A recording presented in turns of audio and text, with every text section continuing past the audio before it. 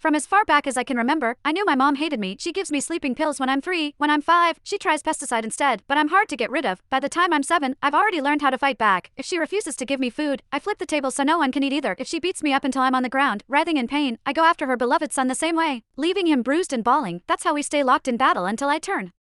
Everything changes when my youngest sister is born. I'm clumsily trying to help with her wet diaper when mom suddenly shoves me against the wall. The look in her eyes holds both disgust and fear. What were you trying to do to my daughter? I knew it. You take after that monster of a father. Why didn't you just die with him? I hold my aching head. For the first time, I don't fight back. I believe she's right. My existence is a mistake. I should never have been alive. Chapter by the time I managed to limp to Granny's house, night had already fallen. Granny saw the mess I was in and didn't look surprised. She took out her first aid kit and treated my injuries like she always did, then made me a simple plate of carbonara. Usually, I would eat while swearing I'd get even the next day, but this time, I just stared at the food and quietly asked, "Granny, I'm not actually Dad's child, am I?" She didn't answer, but the rejection and disgust flickering in her eyes told me everything I needed to know. She stood abruptly and started wiping the table over and over, right where the first aid kit had been. That was when I realized that my blood was something they all wanted to stay away from. I was the son of a rapist. No wonder Mom hated me. A sickening feeling rose in my throat. I bolted outside and leaned against the fence, retching. The night air stung the scrapes on my face before. Whenever Mom hit me, I told myself she owed me for every bruise she'd inflicted on me. One day I'd make her pay them back, but now, I didn't think I could even look her in the eye. I didn't stay at Granny's. She didn't come after me either. Instead, I wandered the streets with no idea where to go. That was when I saw a family outside a restaurant. They were celebrating someone's birthday, smiling and laughing. The woman in the middle was probably the mother. She looked so happy that I instinctively took a step back. Last year, on Mom's birthday, she'd smiled just like that before she saw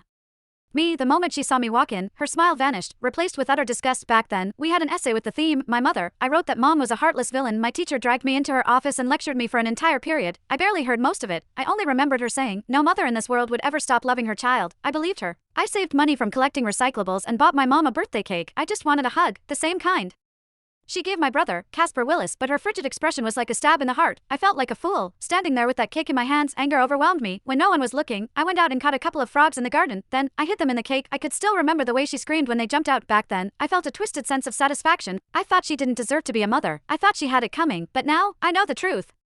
The one who didn't deserve anything was me. My existence itself had hurt her. As I watched that mother smile through the restaurant window, I made a decision this year. For Mom's birthday, I would give her a gift she would truly be happy with, one that would free her completely. I decided to die. Chapter once the thought took root in my mind, my steps felt lighter. I even started planning how to do it without troubling anyone. I needed to do something that wouldn't leave a mess.